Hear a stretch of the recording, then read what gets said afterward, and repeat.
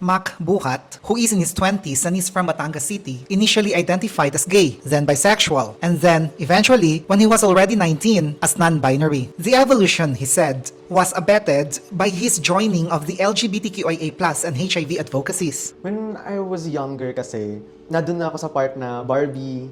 Ayan, so, syempre, growing up, close ako sa ate ko. So, naging pinakang tingin ko sa sarili ko that time and tingin ng magulang ko is I'm gay. Kasi nung una is I don't have any ideas in regards with that. So, I don't know what is SOGI. Ang alam ko lang is gay, bisexual, lesbian. That's all. Nalaman ko siya nung pumasok ako sa Wagayway Equality. Kasi meron tayong tinatawag dito na, nung una is the Wagayway Equality Volunteers Orientation. So, meron dong HIV 101, may SOGI SC. In Mac's case, no member of his family was shocked when he came out. Kasi, syempre, natutukan naman nila ako paglaki. So, ang nangyari is siguro iniintay lang nila magsabi ako. But of course, nandun pa rin yung part sa kanila na natatakot kaming ma-discriminate ka at basaktan ka ng mga tao na nasa paligid mo. And yet, Mac still experienced various forms of discrimination. For example, nakain, how you handle the kutsara at tinidor, medyo malambot, kung paano magsalita, kung paano ka maghawak ng baso, nakaganon.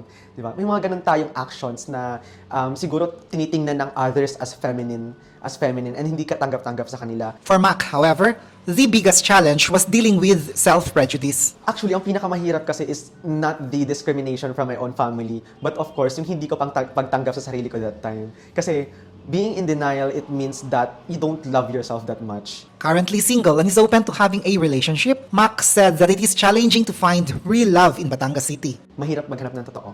It seems like ang hirap i-navigate ng relationship in terms of the LGBTQIA+ community because you are looking for that authentic love. Kasi minsan kasi nangyayari, may mga parts in the same community, baka minsan ang hanap lang is the sexual pleasure. For Mac, a big issue facing the LGBTQIA+ community is the treatment of trans people. Kasi ang inakala nila, bakla, ganon. But hindi nila alam there are a term called transgender women na they identify themselves as women. So may mga ganong bagay na discriminate sila, parang dineded name, may mga ganong bagay. Sa pananamit, parang inaano sila, kinukutsa sila in regards with that. And sa mga facilities ng school, may mga hindi nakakapasok because of their naka-long hair sila, tapos nakadamit pang babae. Haters of LGBTQIA+ people should know we do not need pity. Instead, according to Mac, it is understanding that we are seeking. Hindi namin kailangan ng awa. Kasi pinaka nangyayari dyan is awa yung binibigay sa amin ng mga tao. Ang need namin is pang-unawa. And for you to understand that LGBTQIA+ community can do more. Hindi kami pampatawa, hindi kami comedian, hindi kami yung stereotypes lang na iniisip nyo. We can do more than that. And for younger LGBTQIA+ people, Mac's advice is for them to take their time in finding themselves. Huwag magmadali kasi it doesn't mean na nag-out yung friend mo is required ka na din mag-out. Or you have to find yourself agad. Take your time, kilalanin mo yung sarili mo. Love yourself. Wag mo isipin yung sasabihin ng society. Just be yourself and once na maging okay ka, maging ready ka, you can get out of that closet anytime you want.